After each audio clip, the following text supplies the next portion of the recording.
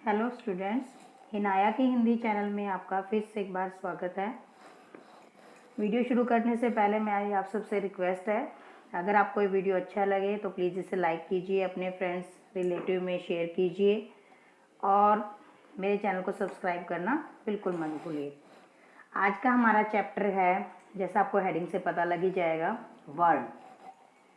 पिछली जो हमने वीडियो बनाई थी उस वीडियो में हमने जो लास्ट टॉपिक किया था वो किया था हमने व्याकरण के अंग कितने होते हैं। तो व्याकरण के 3 अंग होते हैं, जिसमें हमने पढ़ा था वर्ण विचार, फिर हमने पढ़ा था शब्द विचार और तीसरा हमारा टॉपिक था वाक्य। तो उसका आज हम पहला अंग जो है वर्ण, उसको हम विस्तार से समझेंगे कि वर्ण होता क्या है। ठीक है जी। तो वर्ण होता क्या है वो हमने क्लियर करना है कि वर्ण क्या होता है। वर्ण है भाषा की छोटी से छोटी ध्वनि। सबसे पहले वर्ण से पहले क्या होती है? ध्वनि होती है, जिसे हम सुन सकते हैं। ठीक है। जब इस ध्वनि का लिखित रूप हो जाता है, ध्वनि को लिख लिया जाता है, इसका लिखित रूप बन जाता है, तो वो कहलाता है वर्ण, या उसे हम क्या कह देते हैं? अक्षर भी कह देते हैं। ठीक है। जो हम बच्चों को बोलना सिखाते हैं, लिखना सिखाते हैं। जैसे हम कोई भी छोटे से छोटा बच्चा लीजिए, सबसे पहले जब बच्चा बोलना सीखता है, क ख म प, ज़्यादातर तो माँ से शुरू करता है। तो मान लीजिए उसने बोलना सीखा माँ। फिर जब वो स्कूल जाता है, किसी प्ले में जाता है, तो हम उसको माँ की साउंड लिखना बताते हैं कि बेटा माँ को आपने ऐसे लिखना है। हम उसे स्वर व्यंजन नहीं कराते, सबसे पहले हम उसे वर्ण या अक्षर लिखना सिखाते हैं। अब माँ है जो, ये बिल्कुल छोटी से छोटी ध्वनि है, जिसके और टुकड़े नहीं किए जा सकते। अब आपने देखा होगा मैंने इसमें हलंत लगाया है, क्योंकि साउंड क्या होती है? माँ। माँ में अ जब जुड़ जाता है तब वो बनता है मैं। वो हम आगे मैं आपको बताऊंगी किस तरह से इसके बनता है। तो हमने सबसे पहले क्या देखना है कि वर्ण क्या होता है। तो वर्ण होता है भाषा की छोटी से छोटी ध्वनि। भाषा की छोटी से छोटी ध्वनि, जिसके हम और टुकड़े नहीं कर सकते, उसे हम क्या कहते हैं? वर्ण कहते हैं। क्यों कहते हैं? क्योंकि इसे हम वर्ण कहते हैं, और अगर हम इसको अक्षर भी कह सकते हैं। तो ये तो हो गई इसकी परिभाषा। अब वर्ण हम तोड़ते कैसे हैं? मान लीजिए कोई भी शब्द आप ले लीजिए, मान लीजिए मैंने कहा पौधा। ठीक है, मैंने एक शब्द बोला पौधा, तो हम इसके टुकड़े कैसे करेंगे? इसमें से वर्ण कैसे निकालेंगे? तो अब इसमें देखिए, इसमें पहले साउंड किसकी आ रही है? प। प हलंत है इसमें, क्योंकि प आधा है, मिक्स क्या हुआ है इसमें? ओ की मात्रा, ओ। फिर इसमें क्या है? ध आधा, और इसमें क्या जुड़ा हुआ है? आ। तो ये होते हैं हमारे वर्ण। तो एक शब्द में कितने वर्ण है? यहाँ पर 4 वर्ण है। ठीक है जी। मात्राएं भी वर्ण के लिए ही होती हैं। तो ये तो हो गया हमारा वर्ण। वर्ण किसे कहते हैं? तो भाषा की छोटी से छोटी ध्वनि, जिसके और टुकड़े नहीं किए जा सकते, उसे हम वर्ण कहते हैं या अक्षर भी कहते हैं। उसके बाद बनता है शब्द, और शब्द के बाद वाक्य।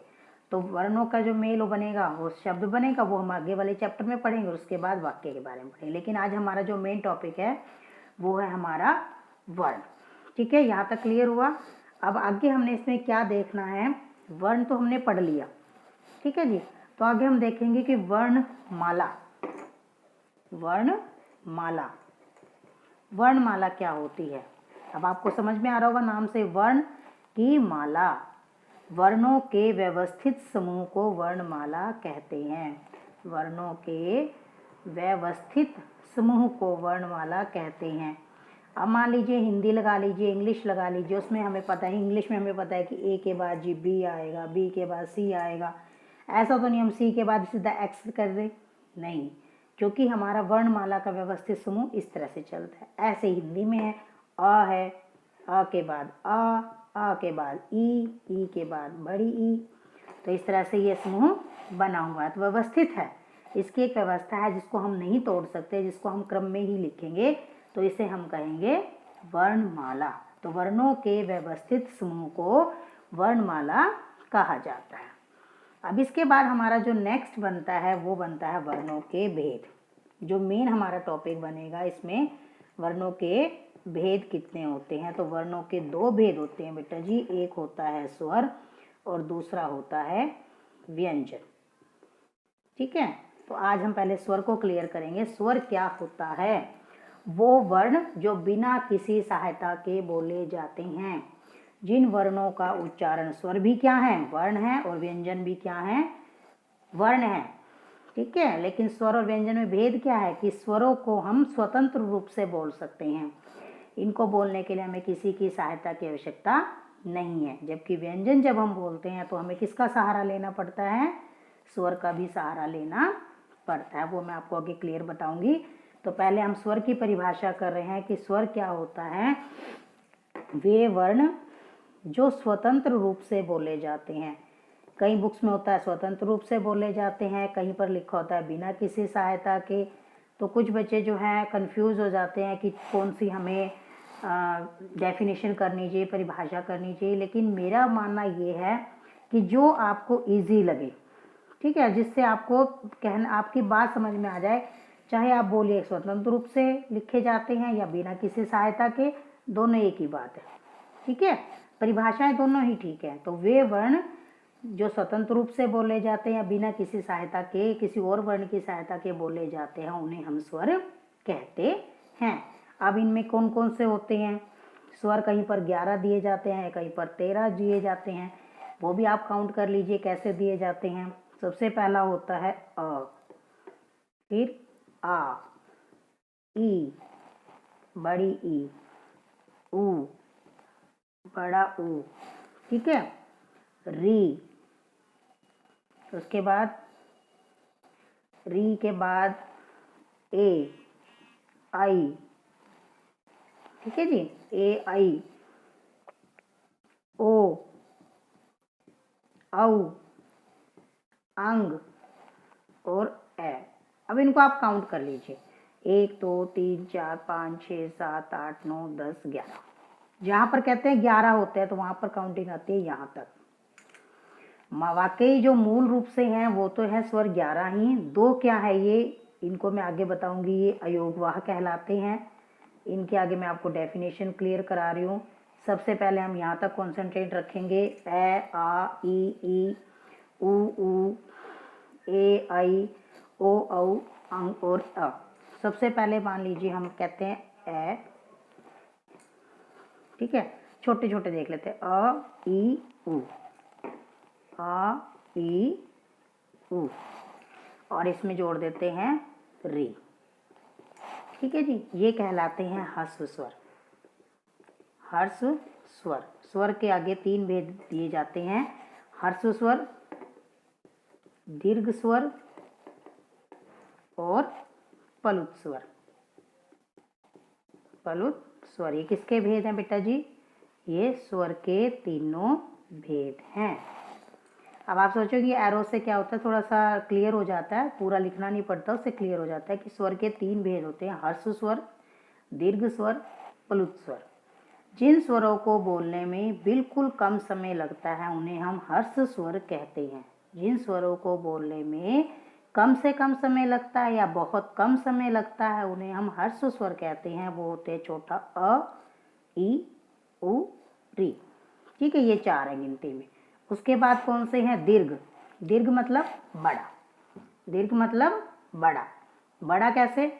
अ से बड़ा क्या है? बड़ा अ, ई, ऊ, ऊ। अब इसमें काउंट क्या होते हैं? ए, आई और औ भी काउंट होते हैं। क्यों होते हैं ये भी मैं आपको बताऊंगी। अब पहले ये देख लीजिए, ए, आई, ओ और औ, ये किस में आते हैं? दीर्घ स्वर में आते हैं।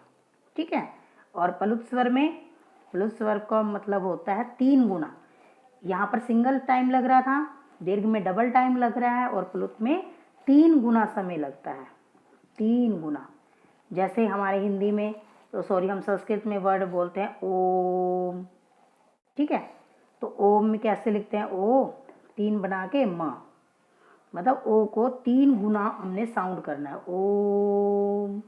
ऐसे लंबा, तो ये बन जाता है प्लुत स्वर। ये इसकी गणना सिर्फ संस्कृत में होती है, हिंदी में हमारे ह्रस्व और दीर्घ चलते हैं। अब मैंने आपको एक चीज़ बोली थी कि मैं आपको बताऊंगी ए ऐ ओ औ क्यों दीर्घ में आते हैं, क्योंकि इनमें दो जुड़े होते हैं। ठीक है, जैसे ए में ए प्लस ई है इसलिए ए है, और जब ए में बड़ी ई जुड़ जाती है तो ये आई बन जाता है। ऐसे ही अ में जब ऊ जुड़ता है तो ओ होता है, और अ में जब बड़ा ऊ जुड़ता है तो वो औ बन जाता है। इसलिए ये दो हैं तो दीर्घ बन रहा है, क्योंकि इनमें डबल टाइम लगेगा। ठीक है, ऐसे ही बड़ा आ और आ को जोड़ दिया बड़ा आ, ई और ई को जोड़ दिया तो बड़ी ई, तो इसलिए ये दीर्घ हैं, डबल हैं। और प्लुत स्वर मैंने आपको बताया, प्लुत स्वर कहाँ पर होता है, जहाँ पर 3 गुना समय लगता है, जो उच्चारण करते हैं हाय या हे राम लंबा, ओम, तो जिस तरह के अगर उच्चारण हमें करने होते हैं तो वो बन जाते हैं प्लुत स्वर। अब इसमें दो चीज़ और थी, मैंने आपको कहा था अंग और ए के बारे में आपको बताऊंगी मैं। तो अंग और ए को बोला जाता है बेटा जी अयोगवाह। क्या बोला जाता है, अयोगवाह। मतलब ये अयोग होते हैं, बिना जुड़े होते हैं, लेकिन इनकी एक अलग साउंड होती है, किसी के साथ आते हैं। तो अंग होता है हमारा अनुस्वार, ठीक है, और ये और ए को कहते हैं हम विसर्ग। ठीक है, तो ये मैं आपको क्लियर करा रही हूँ। देखिए, सबसे पहले मैंने बोला अंग, इसको क्या बोला मैंने, अनुस्वार, क्योंकि इसका उच्चारण होता है केवल नाक से।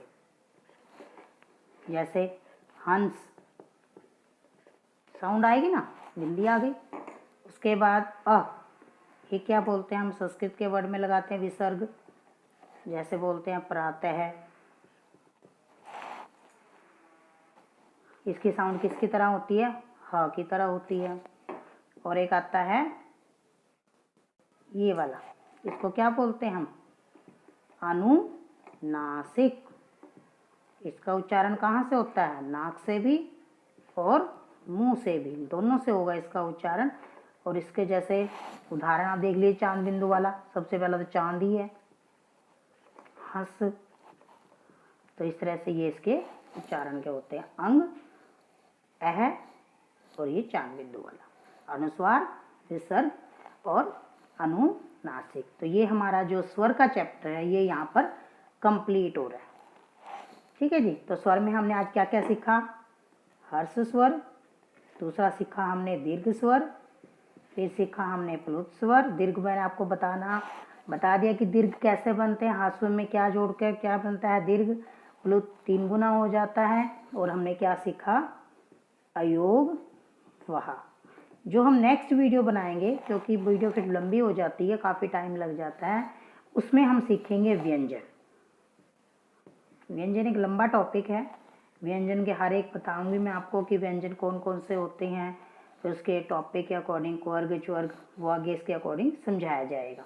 ठीक है, तो आज तक का जो हमारा टॉपिक था वो था अयोगवाह तक।